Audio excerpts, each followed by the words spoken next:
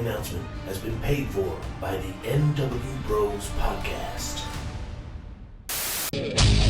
Ladies and gentlemen, it's Blade, Big Kev, and California. It's the nWBro's podcast. Hello, everyone, and welcome to the nWBro's podcast here for episode 5, the Bash at the Beach 1996 review. I'm one of your hosts, California. Great to be with you all once again. And let's introduce the nWBro's. First and foremost, Big Kev, big sexy Kevin Curran. How you doing, bro? Let's get on, man. It's another week, man. I'm pumped. So once again, there's a few really funny segments where I can't wait to dive into. I'm looking forward to it too, bro. And speaking of bro, another nWBro, of course, the triumph of the nWBro's podcast, the ever intelligent, well-spoken Blade. How you doing, bro? How do we do, ladies and gentlemen? Good to have you here again, mate. And you know what? I've been having so much fun over the last few weeks. But you know what? There's one thing that's been bothering me, and this is the WWE keep on copyright, well, not striking, but blocking our videos, our shorts that we're putting up on YouTube. So that's been a bit of a bother. But I think moving forward, for everyone out there, when I do put out those shorts and we do put out these episodes of the pod, there won't be any video. Okay, I tried. I tried dipping my toes in it, but it's just not working out, brother. So it's just gonna be pictures and stills only. They had a really, really big issue with your grainy footage. Yeah, it's not like I was using like HD footage. It's like shitty fucking quality. From a torrent from like 2006. Yeah, exactly. So look, one little segment I wanted to add to the shows here and there, guys, is I wanted to put out some fun facts about each of us nWBro's for the people out there watching, so they can learn a little bit about us each time we do a show. So I wanted to tell firstly a fun fact about Blade. Blade, when I first met you, we talked a lot on MSN Messenger. You had an email address that was an homage to Billy Gunn. And I believe it was _1BillyGunn@hotmail.com. Now, what was it about that specific iteration of Billy Gunn that made you his #1 fan? Context. Before I begin, I have heard about the complaints about my foul language lately, so I will try to take it easy with the profanity this week. Blade was a fan of the one Billy Gunn, a random iteration of Billy's character, and not as popular as his runs as Bad, Bottom, Billy Gunn, and Mr. Bum. Fuck it, I can't do this shit. Anyway, look, Blade looked like a right fucking tosser with that email address, and no wonder it took a while before a female wanted to touch his fat hog. I think it was those hot purple shorts, man. Just and that ass that wouldn't quit. No, I don't know. It was weird. It was just the time that I got into it, and I was like, I don't know. To me, like Billy always represented like what I think the prototype of like a pro wrestler should be. Good-looking dude, jacked to the gills, athletic. Like, yeah, he should have been a world champ, but. Still in his corner, bro. That's nice. It's wholesome. Yeah. But I just always found it so entertaining that was the version of him. Not when he was in DX or anything. No, the one Billy Gunn. But Was Billy _badass Billy Gunn _ was that taken? Was it? Yeah, and also Mr. _ass_biggest _fan was also taken as well. And following up now with a fun fact about Kev. Kev's first band, I believe the band name was Imodium. Is that correct? No, actually, my first band before that was Shogun. And I think it might have been from that character in the WCW versus. Yeah. Are you serious? I think the first so. thing I thought of. Yeah. Shogun. I think we played like 3 gigs. So. It's actually a great name for a band, to be honest with you. But I did find the band name Imodium quite humorous. Were you aware of what it meant at the time, Kev, or later on? Is that why you changed the band name when you found out that it was weird because the Imodium was like a B-side by Nirvana, so that's where we got the name from. But like pretty soon after, these adverts started airing on TV about Imodium, about this, for people with diarrhea issues. So yeah. That didn't last much longer after that. No. Very cool. And a fun fact about me, I am a massive fan of the Spice Girls. So I'll let everyone out there know that. I feel like you got out of that really easily. You reckon? Yeah. Okay. One of my first email addresses was insane_pimp3d@hotmail.com. Yeah. Yeah, I was an insane pimp. Stupid. Okay. Is that better, Blade? I love it. You know what? As I said it, I was like, yeah, I think I just got off scot-free here. But anyway, look, let's get into it, guys. Okay, it's time to talk about Bash at the Beach 1996. And Kev, I'm doing this every time we do a pay-per-view review. Going to let you know about the buys. And cool. As we know, the Great American Bash got 170,000 buys, but Bash at the Beach, 250,000 buys. Big jump. I think it was might have been WCW's record at the time, but probably pretty close to what Uncensored 96 got with that massive cage match thing that they did. But anyway, so there we go. The massive bump up in buys, as expected. Everyone wants to know who the third man is. I like when we open the show here, guys. They open with the commentators. How serious is the situation? They're really selling how serious the situation is. Blade, do you have anything to start us off here with the beginning of the show? No, I think it really sets the tone well overall, and it's a constant thread throughout the show. I think they do really well in sort of jumping between that in like every match or every second match. Yeah, it's just it creates that anxiety and that sort of like that waiting element that we were talking about, right? It builds suspense. Yeah. So yeah, no, I think they did really well with that. Very good. Kev, anything to follow up here? We got this wonderful cheesy dated package again that aired on Saturday night as well. We got that again to start the show, which I thought was funny. It's funny how the show's like they're building it to be so serious, but this music's so like 90s B-grade talk show, so it's quite funny. But yeah, I think the security guards being with Bobby and Dusty and Schiavone was a good little touch as well around them, sort of guarding. Yeah, very nice. Yeah, it's like an intro to like a show like Donahue. Yeah. Remember Phil Donahue? Okay, so let's get into the first matchup here, guys. Psychosis versus Rey Mysterio Jr. Fucking hell, man. I'm going to start with you, Kev. Please give us your analysis here on the first matchup of Bash at the Beach 96. Man, can you get any better match to start the show? Like, oh, holy crap. I mean, there's a hell of a lot of moves here you don't see anymore, especially from Rey, like how his offense he's changed over the years with his age. He's not doing as much here, but this is just nuts. Nuts stuff I'm seeing. Like I loved in this match with Bobby Heenan, like Mike Tenay would announce a move and he would go, Hurricane or what? What? Like, yeah. And it was like a few times in the match, he said this. I think Bobby the Brain Heenan in this commentary was hilarious. He compared Psychosis' hair to Peggy Bundy and I think Demi Moore. This as well. It's really good. But just some crazy, crazy moves in this. Like you could see why Rey Mysterio had so many knee surgeries. Like there was a bit where he crashed and burned over and his leg kind of hit the railing and, but wow, like amazing match. I think he topped the last pay-per-view with Dean. I think this match was even better. Very well said and good point. Blade, please follow up.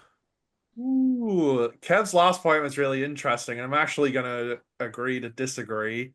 I didn't think it was as good as the Dean Malenko match, Oh, and maybe that was Well, I know. because the styles of the two are so similar. Whereas I liked the juxtaposition of like Ah, Dean is so technical and Ray has got that high flying thing, and yeah, I mean this was still a great match. Don't get me wrong.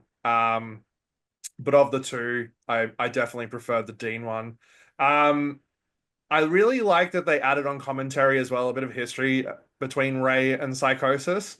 And I guess because a majority of the time that I watched wrestling, that was not something they did. They didn't talk about the history of wrestlers like outside of the WWF/WWE. They're doing it now, which is awesome. And people are talking about how great that is. So it was cool to see here. It's like, oh no, these guys have a long history in Mexico. They went to the same training camp, and I really liked knowing the background knowledge behind that. excellent, excellent. I've got a few notes here actually.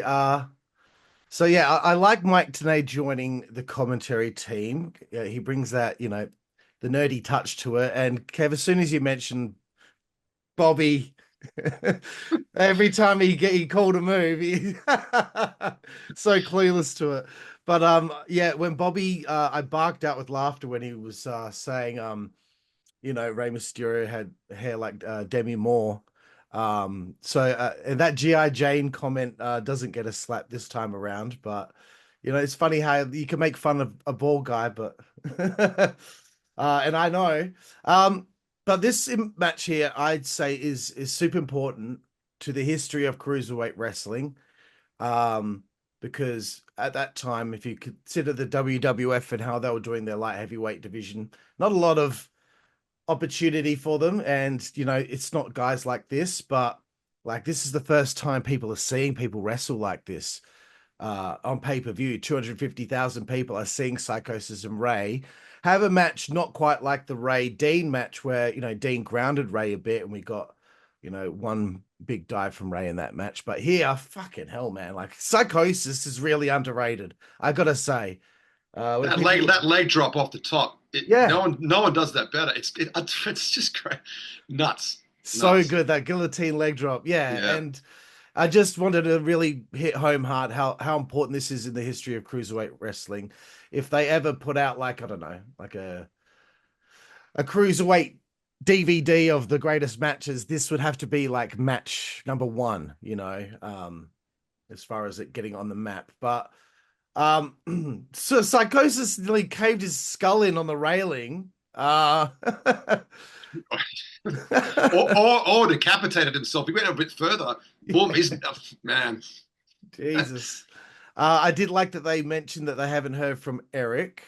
He hasn't been heard or seen so far in the show. I'm not going to really talk too much more about this.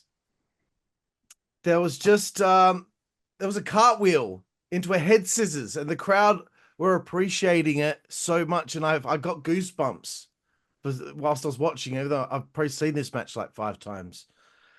And then the Frankensteiner off the apron, off the top rope. Man, twisting Asai moonsault. As soon as he said Asai moonsault, Bobby's like, what? what are you talking about? Asai hip lock, he says. He goes, what are you talking about? So good. Great finish of the Avalanche Hurricane Runner. But yeah, I think now Ray's a star here. Dave Meltzer thought it was the Malenko match, but I think the second time around the pay-per-view, boom, get it. Okay, let's move forward, guys.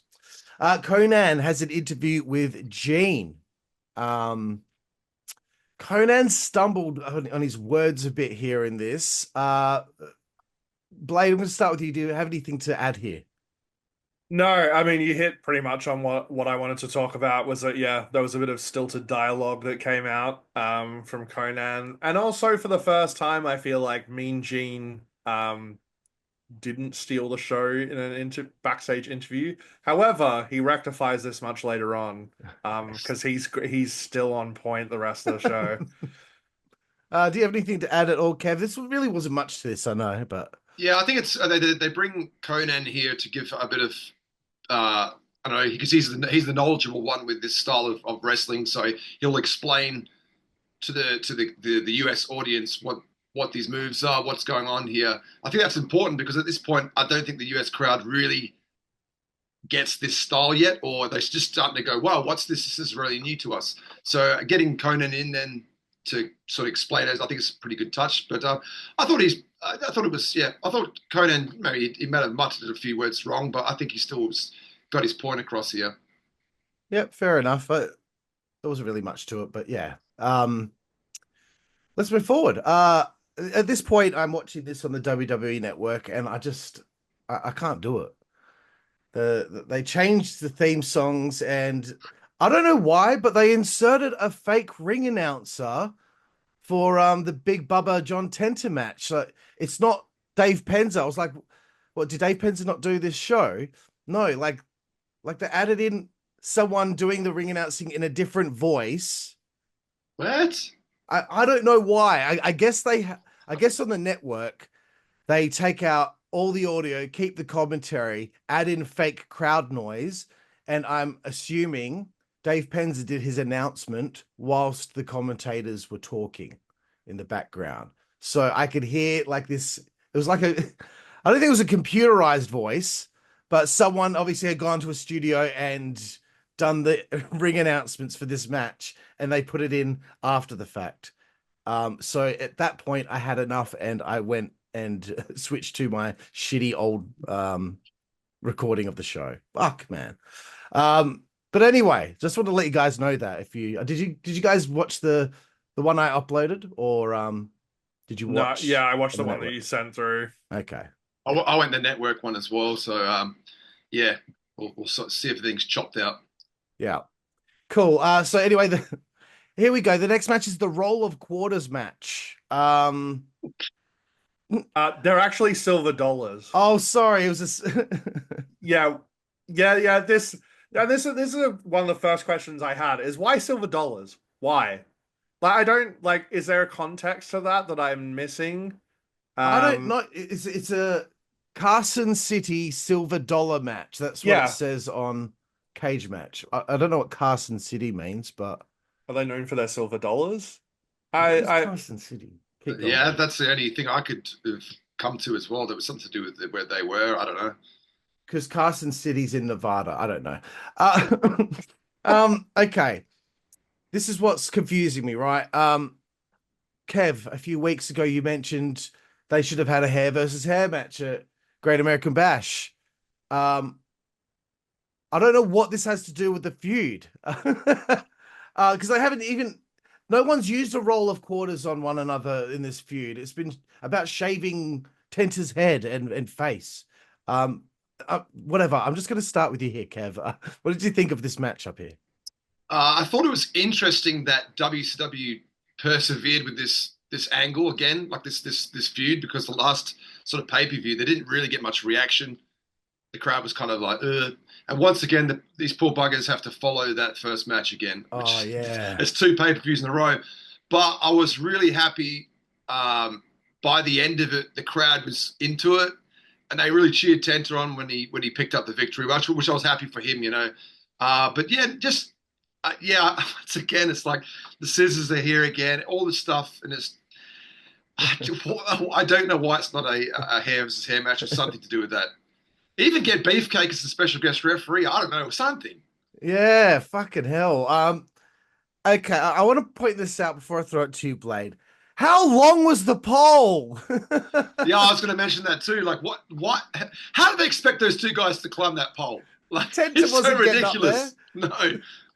Fucking hell. And Big Bubba, he wasn't getting up there. Luckily, Jimmy Hart. But when Jimmy Hart climbed to the top of it, I was like, fucking hell. Like, how's he going to get down? If he falls, that's game over. Dude, he was so high in the air.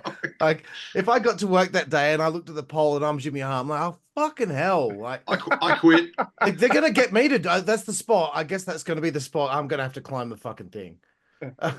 Blade, do you have any additional thoughts on Big Bubba versus John Tenta in the Carson City silver dollar match or silver coin match? Heenan makes a call on commentary claiming that Tenta was 187 pounds when he was born, followed by Tony going, I don't believe that at all. It just made me laugh. It's such a ridiculous call. I love it. Yeah, the poll. That was the other thing for me. And I was like, without a ladder as well, like it makes no sense. If you had a ladder, fine. But the fact that they expect them to climb up is like, what? It did make an awesome visual. Like Jimmy scaling the pole, I thought was hilarious. It actually made me laugh. And then I was really surprised at the reaction at the end. I was like, oh, wow, the crowd is super into this. Like, Tenta beans Bubba with the sock and it's all over. Yeah, I mean, I was much more into this than I was the last Tenta match. I just thought there was some interesting elements. Yeah, you know what? I have to say this.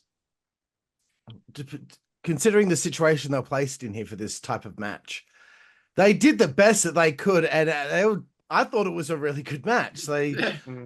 Unbelievable, really. It's funny with the poll as well, like that Psychosis and Ray kind of incorporated that in their match with this lucky springboard, and they sort of used that in the match, which was pretty cool.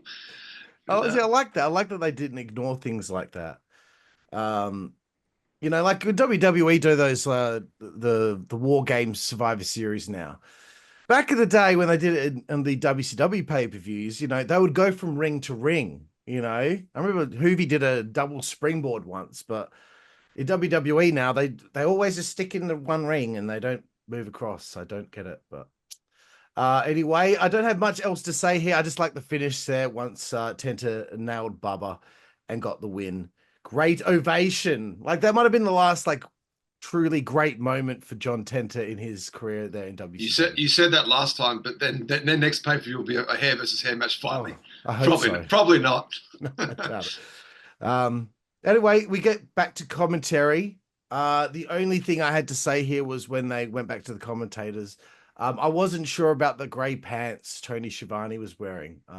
Blade, I know that you've been on about the fashion of the wrestlers lately. Did you have any problems with what Tony Schiavone was wearing here? Because I thought black pants would have been better than gray with this little ensemble he had on.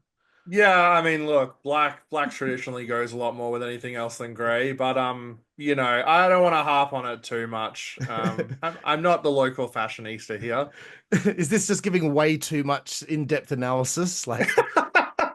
Yeah, we have to critique every single little thing about it. Critiquing the color of Tony Schiavone's pants. Okay. Up next, boys, an interview with Luger, Sting, and Savage. I'm going to throw this to you, Blade. What do you think of this interview here? So funnily enough, I don't actually have much to say, I guess. Really?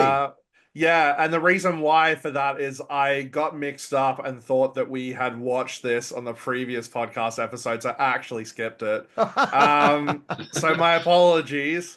That's all right. But yeah, I'm curious to hear your guys' thoughts. Well, let's throw it to Kev and see what you thought. Yeah, this has had a really at late 80s, early 90s promo kind of feel to it. I thought Sting was good in this promo.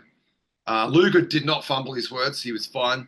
But I thought Sting really, his promo was really, really strong, and I just loved how Macho was kind of like mimicking whatever Sting was saying. When he said goosebumps, he was going like this, and Macho was great here. It was a short little promo, and it just made me feel that sort of 80s, 90s, Yeah, the flexing and grunting again. Really, yeah. I love it, fun, man. But fun.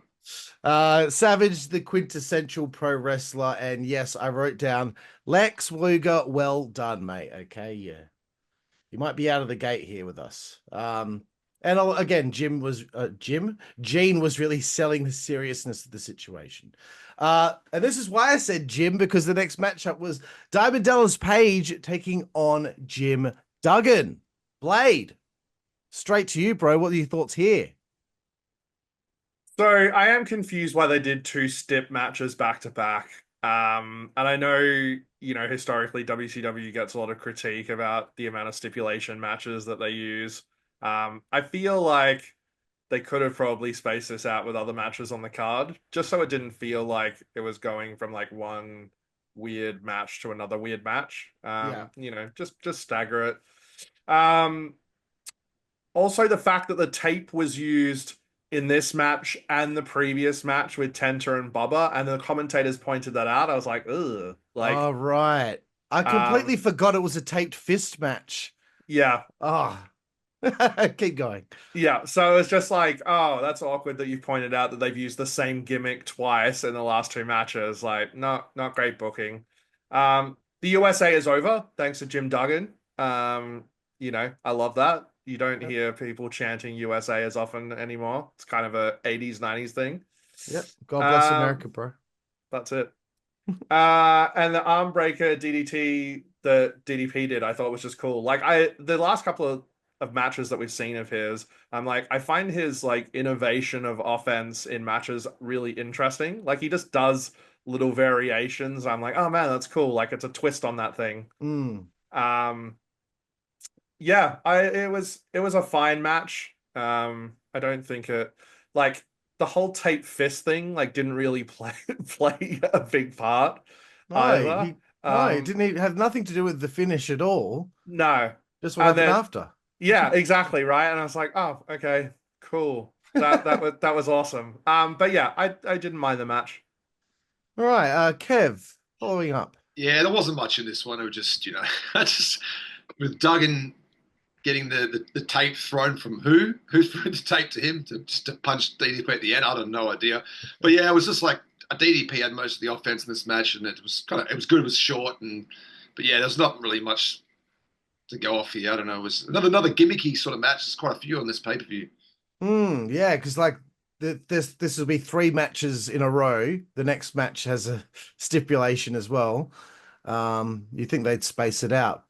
But as this was wearing on, I was like, oh, I didn't know DDP wrestled Jim Duggan on this show. I didn't know Public Enemy wrestled the Nasty Boys in a dog collar match. I was getting confused. Like I couldn't remember the pay-per-view at all, even though I know I've seen it. But so DDP Jim Duggan, who was apparently worse than Mongo, according to Dave Meltzer. I thought he was a good opponent for DDP. DDP, his selling at this stage, he's reminding me of Shawn Michaels a bit, because he way he'll take things and he'll get tangled in the ropes or tangled in the corner. You're going flying into the corner. It made me think like I would have loved to have seen like a 96 Shawn Michaels and a 96 Diamond Dallas Page have a match. So I'm watching this and I'm like, I don't know why Dave Meltzer picks on Jim Duggan so much. He's not bad at all. The diamond cutter out of nowhere, and yeah, tape. Man, Duggan just keeps it simple. He's got his gimmick. You know what he's about. Yeah, just a couple of moves. He's a burly man, and he knows what he knows who his character is, and he knows what he's doing. Like I don't know. And the crowd always pop for him. So yeah, and yeah, but this was a Lord of the Ring match as well, and I thought they didn't really emphasize much about the ring here, so I have a feeling that this thing's going to be gone soon. Okay, let's get to the Giant and Taskmaster having an interview here. I'm going to throw it to you, Kev. Any astute thoughts? We have another scary Giant promo from the Giant in his voice. I just loved Gene's line to Jimmy Hart to say, do you mind if you brush your teeth? That was really funny. Yeah. I believe he also called Jimmy Hart. He said, "You little twerp." Little twerp, yeah. Blade, do you have anything to add here? No, that pretty much summarizes my thoughts as well. I just love as soon as I walk into frame, Mean Gene and just like lays one out on Jimmy. Like it's so good. Again, how does he get away with this? Like no wrestlers or anyone else like punch him. Like he just it's wild. I love it. That's great. I thought this was Giant's best promo since we've been doing this. But yeah, I actually wrote down the quote, and he said, "Yeah, will you brush your teeth?" I bet Jimmy didn't know he was going to say it. Okay, so then we move to another interview here. Stagger Lee Marshall, who I haven't seen yet. I don't know if this is where he comes into WCW, but he's interviewing Arn Anderson and Chris Benoit. Blade, your thoughts? I don't think there was too much here that I was God, and the one comment I wrote is going to be me critiquing fashion again. I don't know. I already know what you're going to say. I already know it. Oh, do you? Yeah. Okay. Interesting. I'll wait. Yeah, okay. So my one comment is I feel like Arn's glasses make him look like a tax accountant. Yeah. It's always wild to me, and it's not that I haven't seen this before, because I've seen him wear these glasses in promos and stuff, and I'm like, he's such the enforcer, like this guy who's supposed to be super intimidating, and then he's got like nerd glasses on. It'd be like me wearing my glasses if I was a wrestler, like who's gonna take me seriously? Yeah. I thought it made him look old. I actually looked up how old Arn Anderson is from this promo. Yeah. And I was shocked he was only 38. What? It's crazy. He looks like he's old enough to be my dad. Yeah. Jesus Christ. But he pretty much looked the same his whole career, even with the early stuff with the Four Horsemen and in the 80s and stuff. Like he still looked the same. And even now when I've seen him on the WWE pay-per-view, he's a little bit older, but he still looks the same dude, Yeah. It's amazing. It's crazy. I can't believe 38. That's 1 year older than me. Wow. I just feel like people looked older back in the day. Yeah. You find out like these, American wrestlers, you look at their age at the time and you're like, what? Anyway, I just think Lee Marshall was tremendous. But this was a standard kind of interview here. Okay, let's move forward again, guys. We have a 4-man dog collar match. Tag team match. The Nasty Boys taking on the Public Enemy. So, I don't know who said this comment. Was it Bobby? He's going to bury him in the sand like a cat does. They did a split screen here for this match, which is good, but also bad. Out of the gate, this was pretty mental and messy. I'm going to throw it to you, Kev. What did you think of this tag team dog collar match? Yeah, you're not going to collar a chain match. Yeah, you're not seeing any classic like wrestling holds and moves in this one. It's just brawling all over the arena. But this kind of suits these two teams, though. This is their style, just trash cans and just all that kind of trashy kind of wrestling. That's just what they do. That Rock flipping off the top ropes and then onto the table and then not breaking. that would hurt. I think the commentators even said, I think it probably was Bobby. He said, this was a mess. That's fucking funny. It was just it was just a brawl. You're not getting anything. You're not getting a Meltzer 5-star classic here. No. Blade, can you follow up here with any thoughts? Yeah. So I had to rewatch this match twice because the first time I actually fell asleep. Really? Yeah. I was tired at the time, but I fell asleep in my computer chair watching this match. And so I had to skip back about like 10 minutes and watch it again. Yeah, look, it's not a technical classic by any stretch. You're not like Kev said. You're not getting Dean Malenko versus Bret Hart. The inflatable shark popped me. I really love that was used as a weapon. Fantastic. Yep. I said that was something. Were my general thoughts at the end of that. It reminded me almost of like a version of like what they were doing with the WWF hardcore division back when I started watching. Lots of weapons, like lots of brawling, not so much wrestling per se. Yeah. The only other notes I had here were, I liked, Rock flipping off the lifeguard chair. And I thought the commentators were actually enjoying how messy it is. It was a mess.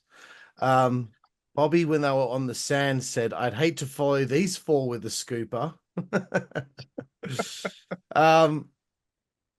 Yeah, it was ugly, but I like it. I like ugly. You know, I don't expect a masterpiece from the Nasty Boys and the Public Enemy. But I did think that table not breaking kind of ruined the match at the end there. It just made it awkward. And yeah, Rock got knocked out and the Nasty Boys won. Then Public Enemy got their heat back and Jerry got put through a table with the elbow drop, and that wasn't planned. I can tell. So they just wanted to finally get that table broken. Okay, let's move forward. Gene is in front of security. We have more context here. There's a serious situation going on here. I don't really. Is there anything really to say about this, guys? I don't think so. Unless Kev. Yeah. No. Okay. All cool. good. Excellent. And Blade, are you shaking your head? Thank you. Yeah, no, I was probably still groggy from the Nasty Boys match. Groggy, like you just come out of surgery. Yeah.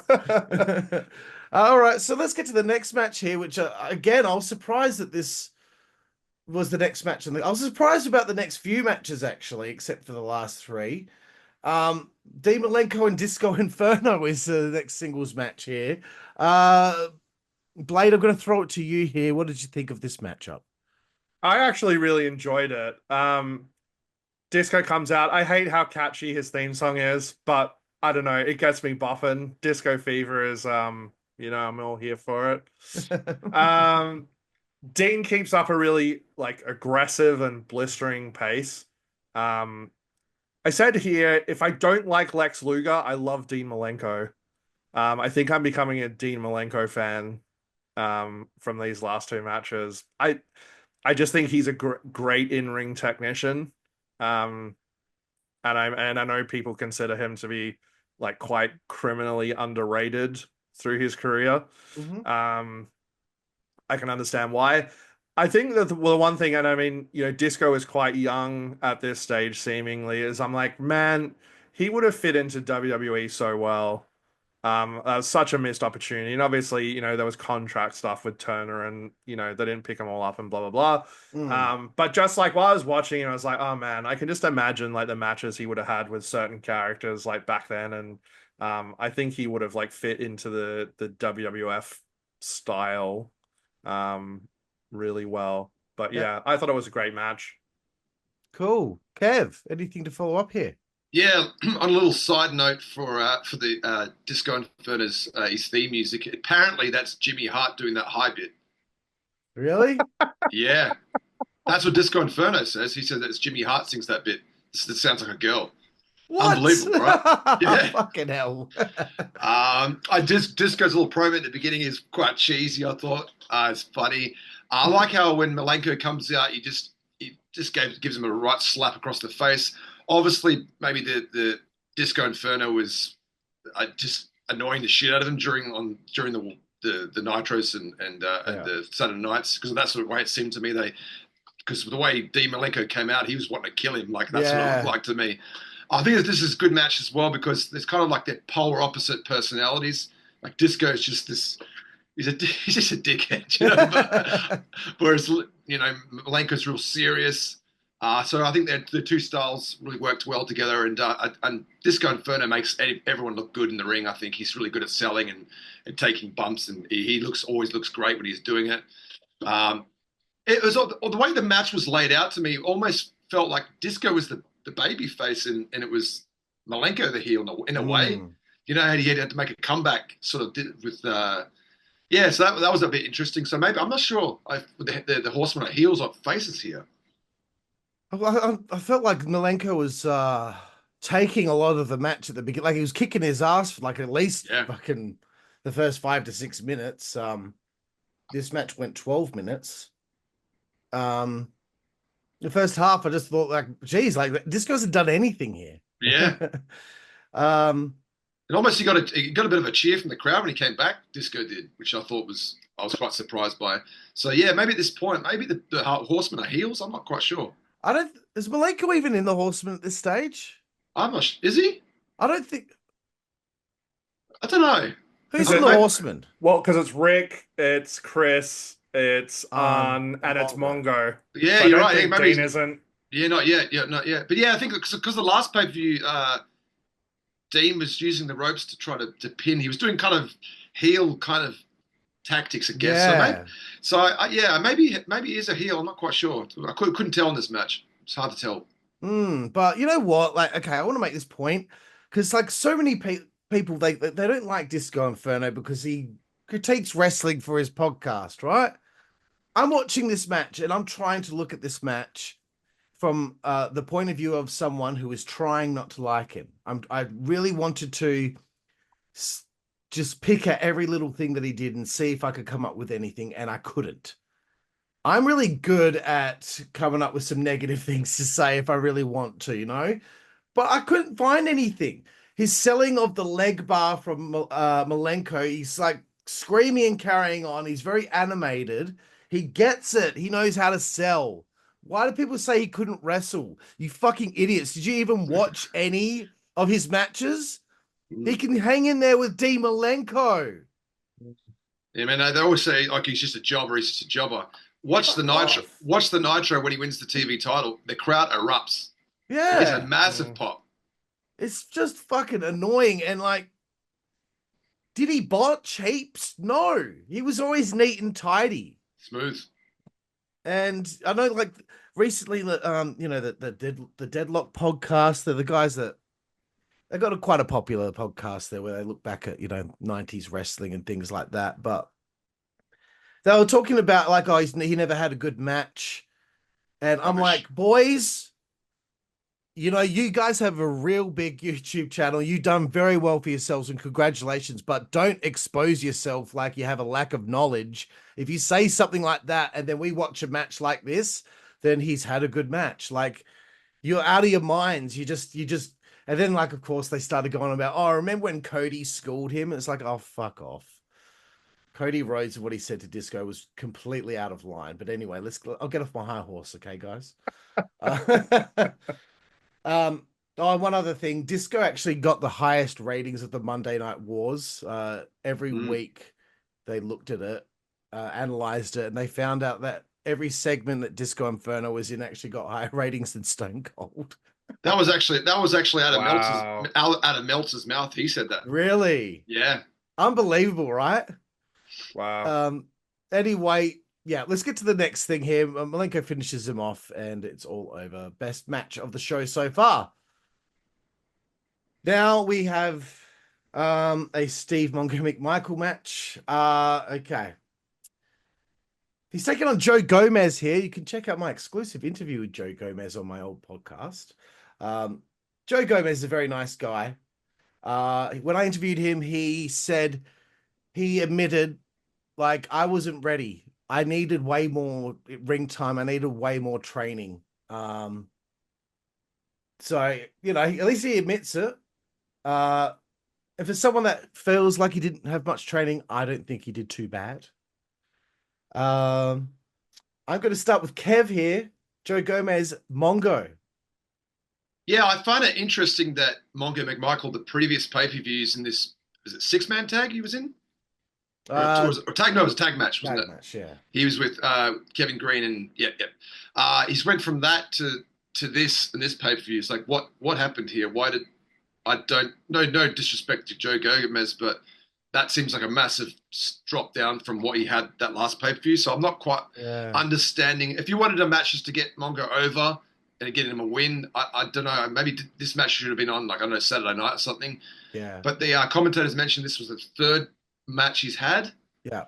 I don't know if you guys caught this, but I think when they were coming out, did you see the cameraman doing the crab cam? He had the crab from the beach area in front of the camera, and there was like the crab was like walking out. I thought that was pretty funny. Yeah, that's cool. I thought Mongo was bleeding within the first minute. His lip was busted from something. It's just them kind of fumbling around.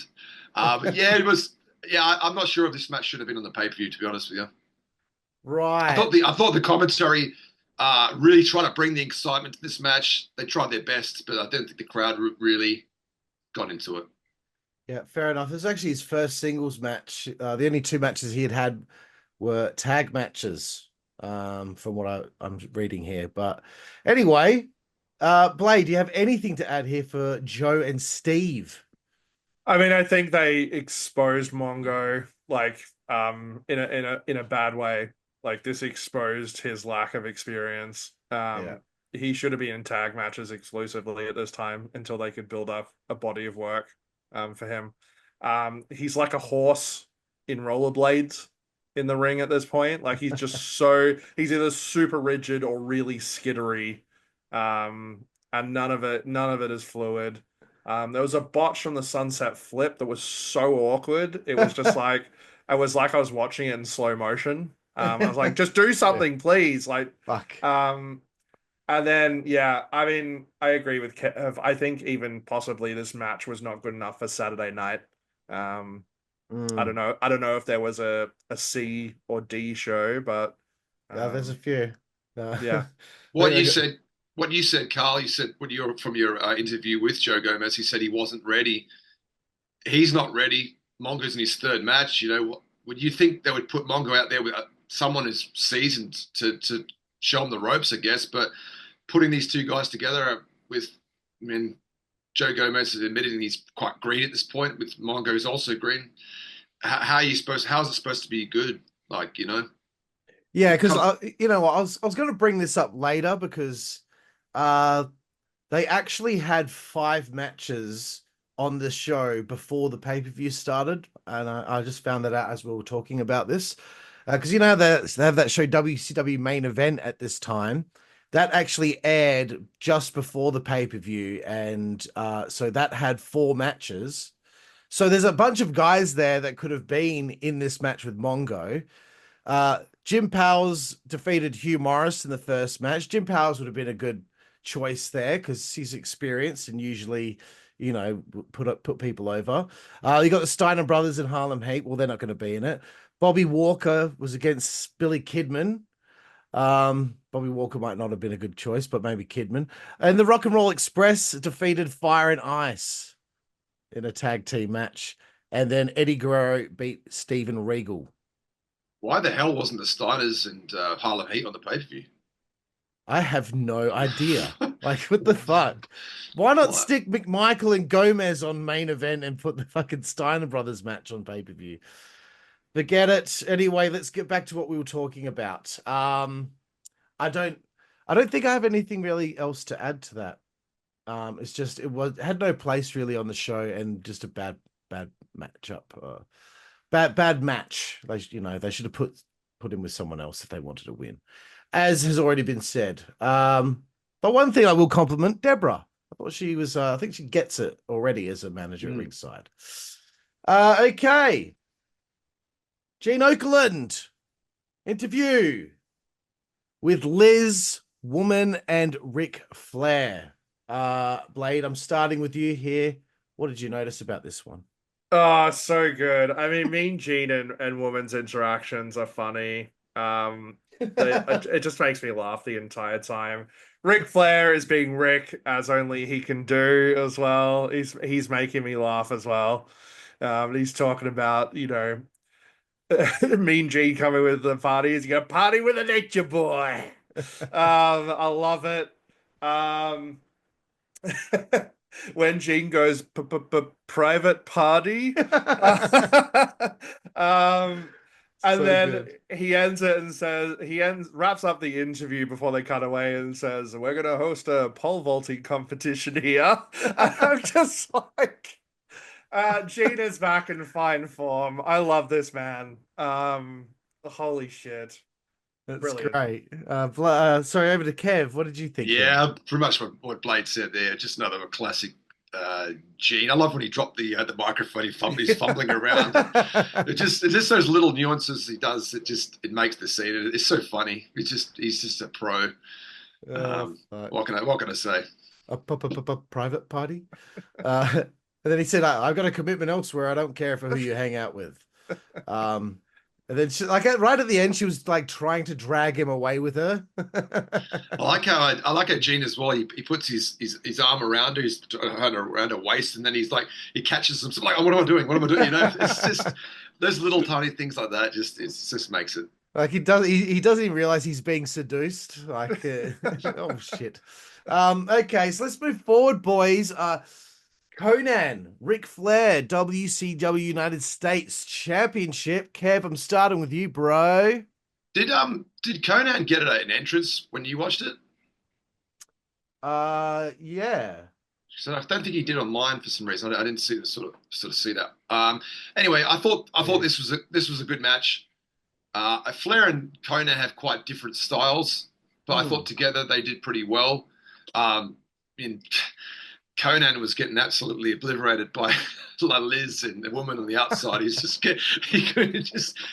did everything to him. I thought it was a good match. I thought they adapted to each other's styles. Probably Flair was leading the match, but I enjoyed this match. I thought it was quite interesting with the outside interference again, and just made me laugh.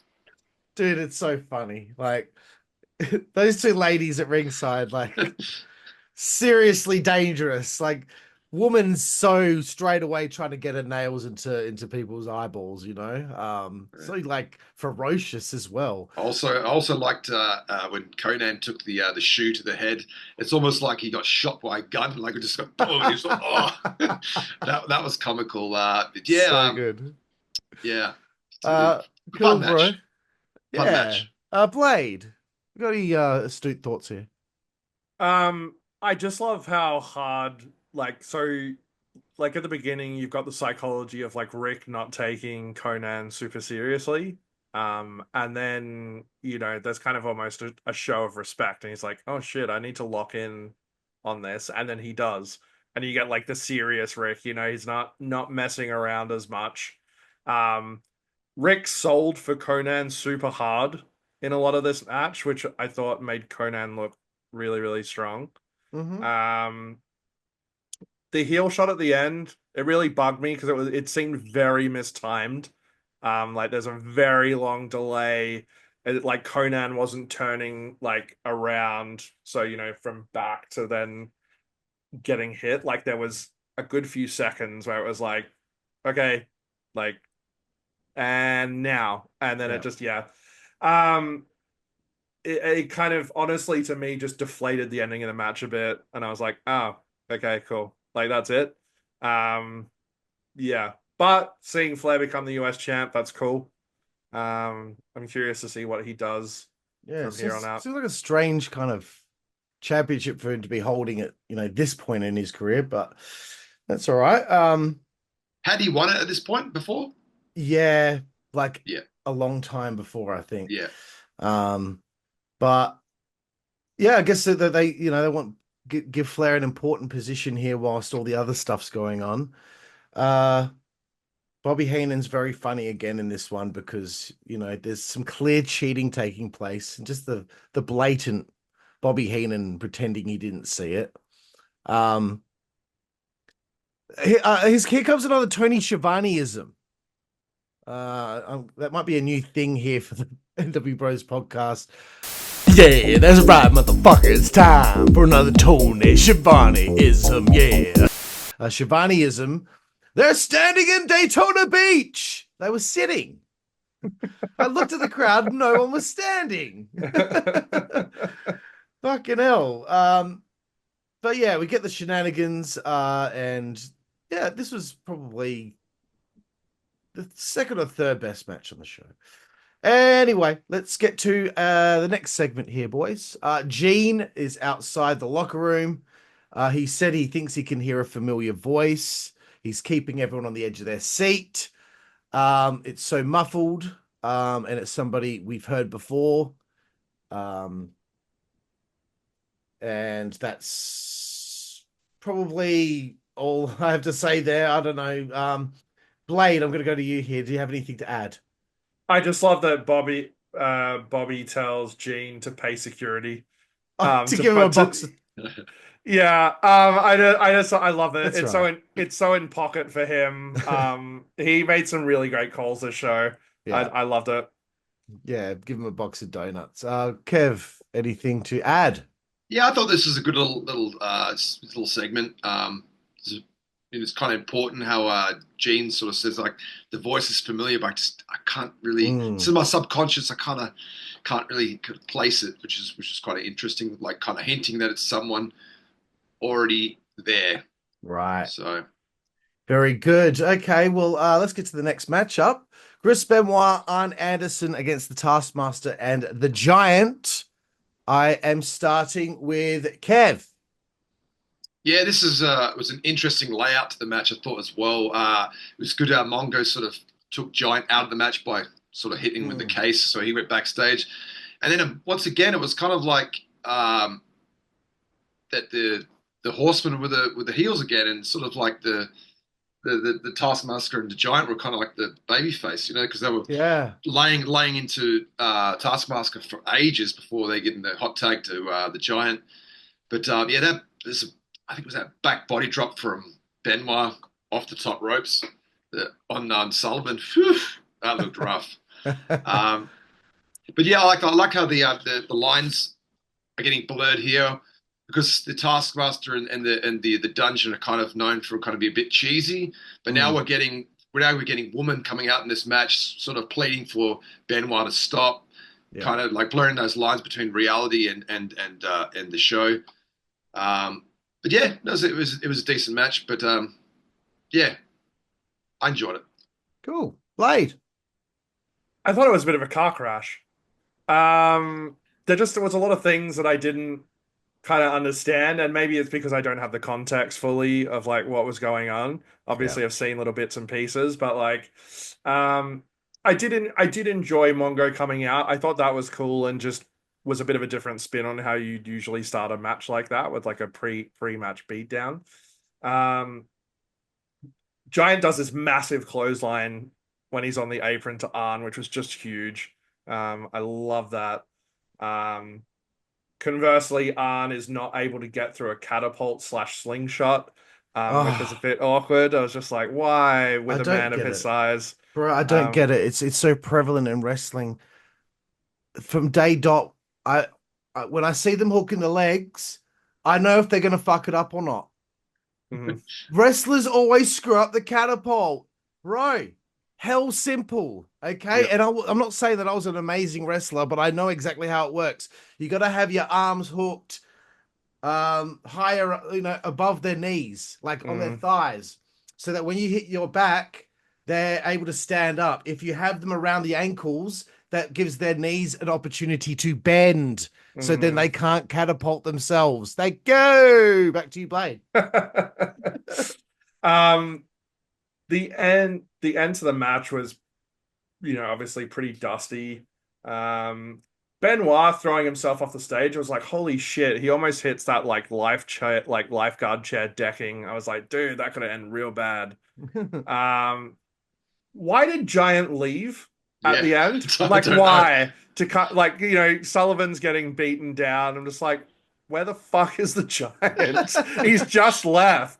And then, obviously we understand the real life context of like, Nancy's relationship with Sullivan and Benoit, but like, this makes no sense, like, within the confines of WCW, right? Yeah. Like, as far as I'm aware, there's no level of interaction here. Some of it, like, there was a lot of things going on here, and I was like, I don't know if it needed to be this chaotic, especially after Benoit and Sullivan had already had that, like, false count anywhere. Like, I don't know. I didn't particularly love this one. Fair enough. I mean, I didn't really have much to add to this. It just seemed like as soon as Giant finally got the tag in, it was over. And I don't know what happened, but at some stage, Dusty said to Tony, "Get off my lap, Tony." I don't know what, but okay. So I don't know why I wrote this. I've got missing context here. I've forgotten what happened. I just written down Benoit's issue. Oh wait, no, I wasn't reading it properly. No, Benoit should have an issue with Gene Okerlund, if anyone, right? I mean, if he's with her, then fucking hell. Okay, I'm getting muddled up. But anyway, Mean Gene seems to get a pass from everyone. He can come in there. He can come in there with the outsiders. He can go anywhere he wants. No one touches him. Jesus Christ, unbelievable. So look, anyway, as we know in episode 4, the nWBro's, we covered the main event here, the hostile takeover with the outsiders taking on Luger, Sting, and Savage. I'm going to give you both an opportunity here. I don't know if you watched it again. I didn't. But I'm going to start with you, Blade. Did you have anything else to add onto this? No, just Hulk Hogan. You can go to hell. Kev, did you rewatch it again? Just I skimmed through it again, just a quick look what happened again. I mean, obviously we've already covered it, but yeah, just a great end to the pay-per-view. You know, it couldn't have been done any better, I don't think. I think, yeah, it was interesting watching it back again, how Bischoff not being there on this show was mentioned a lot. No, I kind of forgot. But yeah, so you kind of leaves a question mark at the end of this, is where, like, okay, now we got to hear from Bischoff. Also, we got to hear on Nitro what's Hogan and what's going on here. So there's a lot to sort of discuss on the next show. You know, after this pay-per-view, you have to watch Nitro. It's must-see TV at this point, right? Absolutely, man. You have to. And I don't have much else to add, really. No, I can't think of anything, but I will let you guys know what Dave Meltzer gave the star ratings for this pay-per-view. Rey Mysterio and Psychosis, 4 3/4 stars. John Tenta and Big Bubba, 1 1/4. DDP, Jim Duggan, 1 3/4. The double dog collar tag team match, 1 1/4 star. Malenko Inferno, 3 1/4. These quarters are annoying me.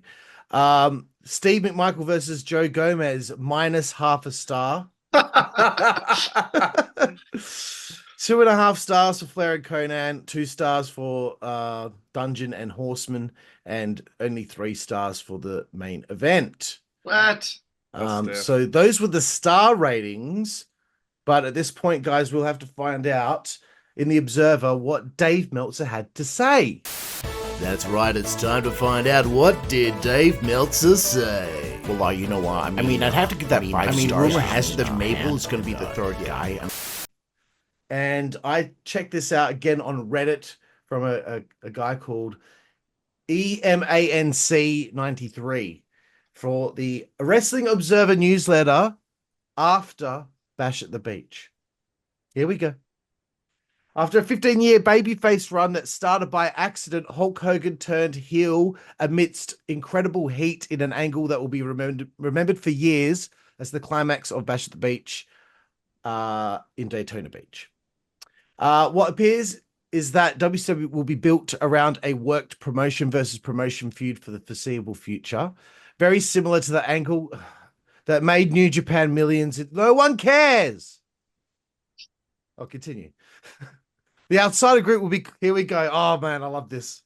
The Outsider Group will be called the New World Order of Wrestling. With Hogan, Hall, and Nash. Yeah. And then he says, oh God, the speculations. No doubt Jeff Jarrett and Ted DiBiase will join the group in the fall when their Titan contracts expire. The Nasty Boys teased on Nitro joining the group, and no doubt a few others from WCW will jump as well, along with WCW making significant plays for any mainline Titan talent whose contract, God, I'm tripping on my words here, whose contract comes due, such as Davey Boy Smith. Straight up, before I continue, Kev, any thoughts here? I think he's off the boil this week. You know? But like, there's nothing really said. I mean, he got Jeff Jarrett right, but it's just like a bit 4 years too early. Yeah. Fuck's sake. Blade, anything to add? Shut up, Dave. In the commentary on the pay-per-view show, he says Hall and Nash were most of the time clumsily referred to as simply the Outsiders. Did you not read what was on Kevin Nash's tights, you idiot? That's what they're called. They're the Outsiders.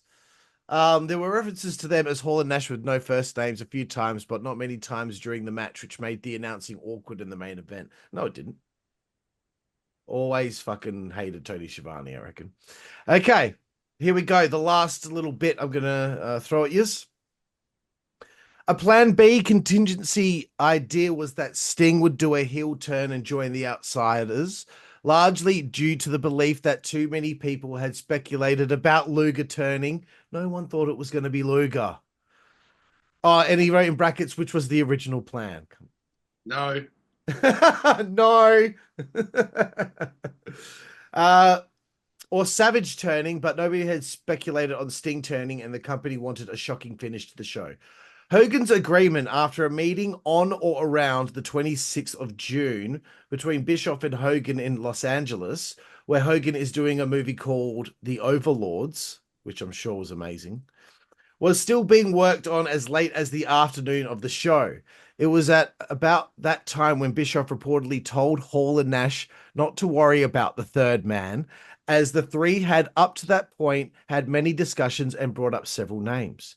Because Bischoff didn't arrive at the building until moments before the start of the live main event show because of last-minute working out of details with Hogan, bad sentence there, Dave, WCW created yet another last-minute angle claiming Bischoff wasn't even there and that he might have been kidnapped, an angle that had no conclusion on the pay-per-view show because it wasn't planned in advance. The angle was pretty much blown off on television the next day when Bischoff said he was simply at some high-level meetings at the last minute. I don't think anyone thought he was kidnapped. But anyway, that's all I've got here for what Dave Meltzer had to say, guys. Any further thoughts here on Dave here, Blade? I just love like the vagueness of some things, like on or around this date. Yeah. Luger this. It was like, yeah, the only one that was driving that narrative was you fucking idiot. Why would anyone think it would be him? Yeah. Kev, do you have anything to follow up with here? Yeah, this is a really bad week for Dave. He's everything he says just complete horseshit. I did actually listen to 83 Weeks episode regarding this pay-per-view, right? To get a bit of insight. And right.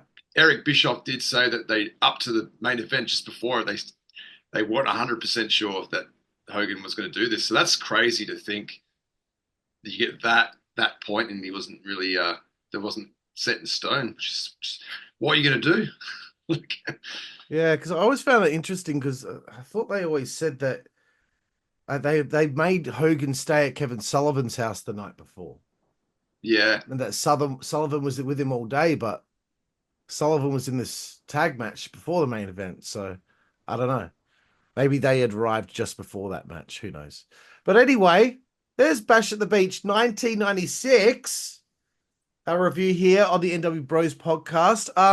Kev, what was it that you did last time on the Great American Bash review? Did you ask us like our favorite performer? Who is the MVP? MVP, right? Okay, yeah. Blade, you can go first, man. I need to think. I mean, I want to default to Mean Gene, but I feel like that's copping out. I'm gonna go. I think it has to go to Hall and Nash, honestly. With all the build that's gone into it and the way that they played their roles up until the point that Hogan walks out, it was just a culmination of things. And yeah, I feel like it would be wrong to separate them, so I'm going to go co MVPs. Okay, I think I'm going to go with Joe Gomez on this one, boys. No. Brilliant. I'm going with Hogan. Just because of the promo at the end, and yeah. Kev, what was your MVP, bro? Yeah, for the comedic side of the pay-per-view, I think Bobby Heenan was hilarious in this whole thing. But I'll give him my little side, award. But yeah, the NWO, all the members like Hogan, Nash, and Hall, and Bischoff for executing this whole thing. It was just masterful, brilliant. Wonderful. That's good. So I'll just quickly throw out the cagematch.net rating here. Bash of the Beach 96. 117 votes, a 7.91 out of 10. IMDB. I think 239 people have voted. 12 people gave it a 1 out of 10. Fuck off. But the full rating for IMDb is 7.6 out of 10. So now it's our turn, I think. Kev, what would you give this pay-per-view out of 10? I mean, it's hard to judge it on the whole because the main event's so strong and the angle's so historic.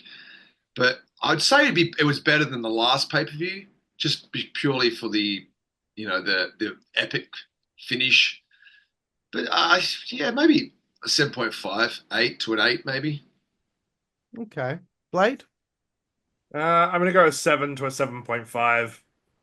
It was definitely better than the last show. There were still a couple of stinkers or like not great matches in my opinion. So I think it does drag it down a little bit, but overall, pretty damn solid. Excellent.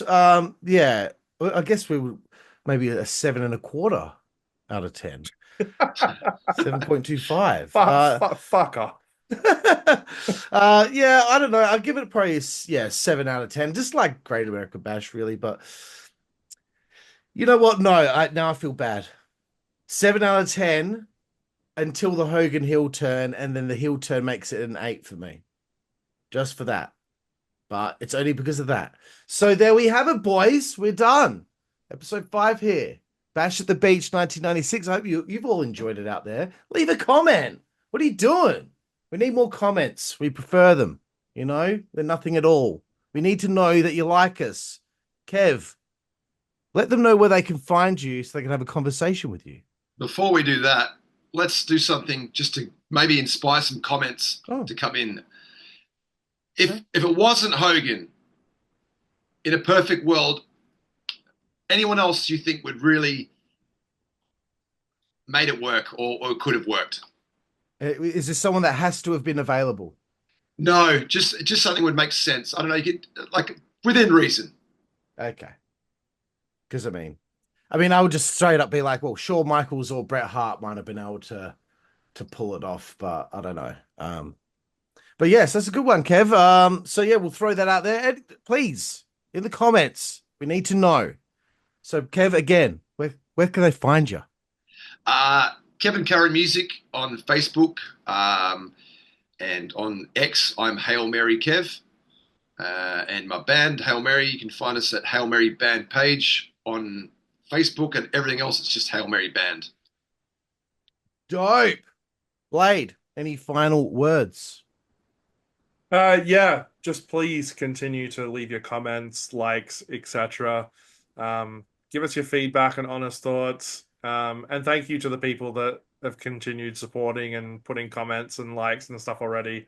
It all means something. And it lets us know like how we're doing and if we're doing a good job or a not good job, whatever it might be. Let us know. Yes, please. We really appreciate it. You know what? I've forgotten to let people know where to find me on the first several episodes. You can find me at California NWO on X and pretty much. Yeah, terrible. So thank you, Kev. Thank you, Blade, for your time once again. And thank all of you out there for joining us here on the nWBro's podcast, episode 5, Bash at the Beach 96. We will see you all next time. Thank you.